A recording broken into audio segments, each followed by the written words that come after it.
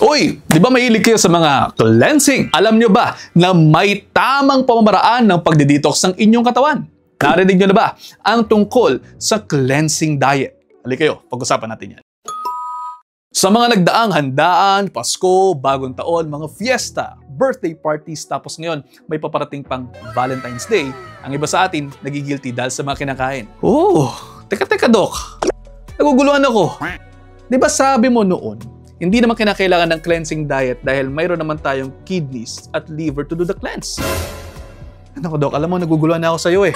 Ano ba talaga yan? Yan! Dapat ganyan ang mga reaksyon. Yes, tama po kayo, mayroon tayong kidneys and liver to do the cleanse. Sa video na ito, I am not pertaining to the restrictive cleansing na gusto ay liquids lamang or smoothies lamang, tapos yung iba, nagbibigay sa inyo ng mga special detox powders, detox drinks, detox pills, detox herbs, laxatives, at kung ano na pa. Ang cleansing diet na sinasabi ko sa inyo ay actually clean dieting. Meaning, kung nakasanayan po ninyo recently na ang dami nakakaing refined carbohydrates, saturated fats, trans fats, iwasan po ninyo yan for 2 to 3 weeks. O pwede po itong gawin sa 3 phases. First phase ay ang no liquid refined carbohydrates. Ibig sabihin, tanggalin mo ang mga soft drinks kahit pa zero yan, yung mga milk tea, mga iced tea, mga naka-tetra pak juices, dahil ang mga yan, ang mga sobrang ganyan, sobrang tataas po sa sugar, and unknowingly po pwede po kayong mag-over and above sa inyong caloric requirement and also sa inyong carbohydrate requirement. Isipin po ninyo, ganoon lamang kabilis inumin yan, ganoon lamang din kabilis ninyo i-ingest. Phase 2,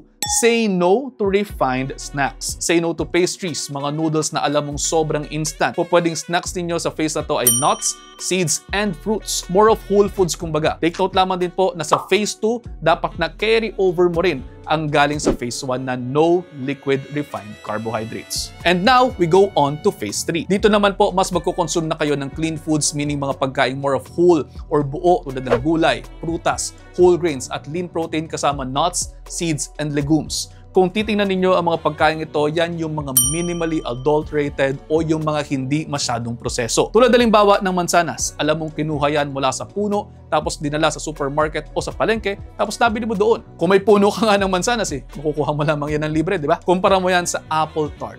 Hindi mo na alam kung ano ang proseso na pinagdaanan noon. Kaya kung mamimili po kayo ng merienda between an apple tart and an apple, choose the apple. Bakit? Ang isang pirasong mansanas ay mayroong roughly around 40 calories.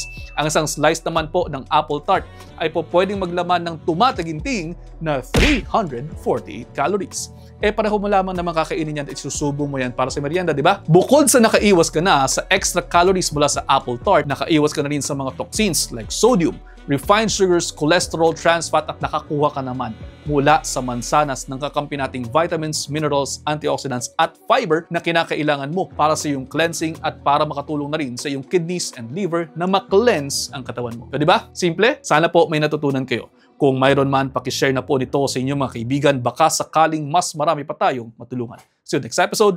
Ingat!